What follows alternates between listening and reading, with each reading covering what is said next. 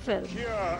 Hi, I'm in the French Riviera talking to Brett Ratner, the man behind films like the Russia series, X-Men and Red Dragon, and now the remixed version of Kites. Yes. Brett, thank you for talking to NDTV. Thank you for talking to me. I'm so happy to meet you finally in person. Absolutely. Now, how does a Hollywood director whose films have made a combined total of what, $1 billion? A little more. A little more. I'm trying to be humble. How do you get interested in a Bollywood film? You know, I'm interested in all, international cinema, and I am in business with Reliance. And Amit from Reliance said, "Can I bring a filmmaker from India, Rakesh Roshan?" And I said, "Of course." And he was telling me about this movie that he produced by the name of Kites. Right. And that his son was in the movie. And I said, wow. I said, I would love to see it. But you don't know Bollywood. You've never seen a Hindi movie. I've seen some Shekhar Kapoor films, but I didn't really study Bollywood. I wasn't really a student of Bollywood movies. And so when I saw the movie, I was so impressed with it because it was a Bollywood movie, but it felt like it was made for a Western audience. And so I said, actually, Rakesh asked me, what would you do if you were going to release this movie in the United States? I said, well, I would probably make it a little shorter. I would maybe change the music. I don't want to get anybody angry, but I probably would take out the dance sequence, And they said, really? Well, could you do that for us? And I said, can I do that for you? Okay, if you want me to, as long as nobody gets mad at me. And I was so excited and nervous at the same time because I remember Rakesh and Ritik came from India to see the movie. And to see your version? Yes, to see my version. And I was so nervous about what their reaction was going to be. And Ritik looks at me at the end. The lights come on and he says, I love it. He goes, and I didn't even miss the dance sequence. And I was so happy. What a relief, You've taken out all the dance. Yes. What is the hardest thing about making a film like Kites accessible to a Western mainstream audience? I think some of the things that I think are maybe exciting to an Indian audience, maybe we've seen a lot of on television in the United States. So I took out some of the things. Like what? Let me think. Well, is it the song and dance to begin with? Well, yes. Well, there's a dramatic moment or there's a happy moment, and then all of a sudden, the dancing.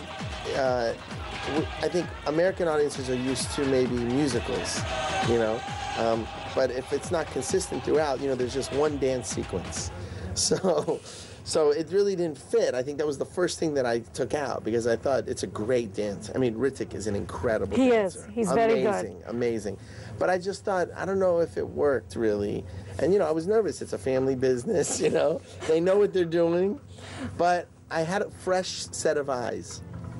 I wasn't attached to it emotionally. So I just said, how can I just make the story work, in a simpler way? You said to me earlier that Ritik has an international sensibility. What did you mean by that? Well, one, he's so handsome. He is. He's handsome to any woman who would see him would obviously be attracted. The great thing, what worked so great about Kites really was the love story. There was a simple love story, and just like Titanic, you have the ship sinking, but there's a simple love story in Titanic. This movie has such a great love story, and Ritik and Barbara Mori have such great chemistry that it's not anything I could create, the director created, they just had it. They had a beautiful chemistry, and that's why I was so impressed with the movie and why I liked it so much. Now, Brett, you are, of course, acknowledged as a hugely successful commercial filmmaker. Yes. But critics have been a little more reluctant to call you an artist. Yeah. Now, is that something that bothers you, that you aspire to? No, I don't think filmmakers can be judged by one film. The great filmmakers that I know who have been making films for 40 years, they're never judged by one movie, even though there might be one or two masterpieces in their body of work. I think a filmmaker is judged by their entire body of work.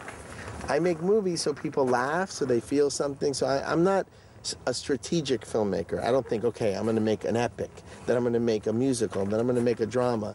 I go with my instinct. I read a script, I become passionate about it, and I decided, just like I saw Kites, and I fell in love with this little story. There's no better feeling than a packed theater. Tell me, there's a lot of other filmmakers in Mumbai who also want to make global movies, who want to appeal to a global audience. What do you think Hindi movies need to do to work globally? Well, I think, again, American stars are the stars that really transcend the world. You know, it's the globalization of film. So what I would do if I was making a Hindi movie or producing a Hindi movie, I would take the biggest Hindi stars and put them with American stars and put them together. That makes something that's appealing to the Hindi market. What I see in these Hindi movies is that they have so many different genres within one. It's amazing. I've been watching now, and I think that you know, there's so much talent in India, and there's so many good filmmakers in India, and I think you learn about the culture, and that's what's interesting about it. When you watch these foreign movies, you learn about their way of life and their world, and I think that's why I think America should open up their theaters for these international movies. Thank you. Thank you. It's Thank a you so pleasure. much.